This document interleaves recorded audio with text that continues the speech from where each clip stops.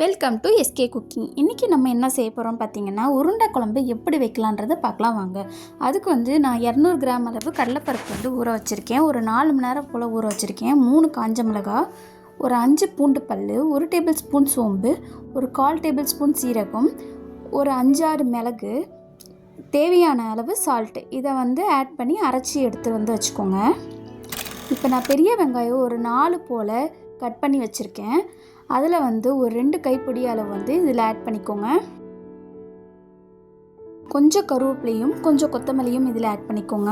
இப்போ நல்லா பிசைஞ்சிக்கோங்க. பிசைஞ்சு உருண்டை பண்ணி இட்லி பானையில் வேக வச்சு எடுத்து வச்சுக்கோங்க. இப்போ பேன் வச்சு 3 டேபிள் ஸ்பூன் ஆயில் விட்டு அதில் 1 ஸ்பூன் கடுகுளுந்த பருப்பு, ஒரு 1/4 ஸ்பூன் வெந்தயம், 1/4 ஸ்பூன் ஜீரகம், 1/2 ஸ்பூன் சோம்பு இதில் போட்டு நல்லா வதக்கிக்கோங்க.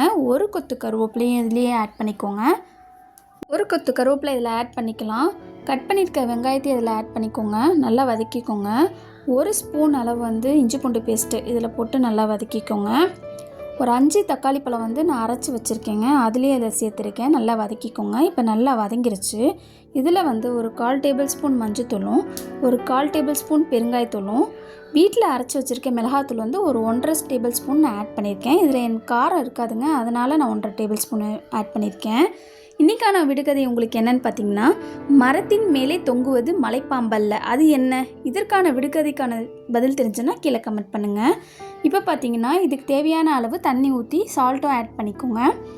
இப்போ நல்லா கொதி வரட்டும். நான் ஒரு நெல்லிக்காய் சைஸ் அளவு புளி ஊற வச்சுருக்கேன், அதையும் இதில் ஆட் பண்ணிக்கிறேன். இது நல்லா கொதி வரட்டுங்க. ஒரு தேங்காய் பத்தியை ஒரு 2 சில்லு தேங்காய் பத்தியை நான் அரைச்சி எடுத்துகிட்டு வந்திருக்கேன். இதையும் அதில் ஆட் பண்ணிக்கோங்க. இப்போ பார்த்தீங்கன்னா, இது நல்லா கொதி வரட்டும். இப்போ கொஞ்ச நேரம் கழித்து எடுத்து பார்த்தீங்கன்னா நல்லா கொதி வந்துருச்சு. இந்த ஸ்டேஜில் நம்ம வேக வச்ச உருண்டையை ஆட் பண்ணிக்கோங்க. ஒரு 5 நிமிஷம் லோ ஃப்ளேமில் இந்த உருண்டையெல்லாம் ஆட் பண்ணி மூடி வச்சு எடுத்து பார்த்தீங்கன்னா நம்மளோட உருண்டை குழம்பு ரெடிங்க. இப்போ நீங்கள் சாப்பாடில் இதை ஊற்றி சாப்பிட்டு பாருங்கள், அவ்வளோ அருமையாக இருக்குங்க. இந்த வீடியோ உங்களுக்கு பிடிச்சிருந்துன்னா லைக் பண்ணுங்கள், ஷேர் பண்ணுங்கள், கமெண்ட் பண்ணுங்கள், சப்ஸ்கிரைப் பண்ணுங்கள், கூடவே பெல் பட்டனை கிளிக் பண்ணுங்கள். பாய்.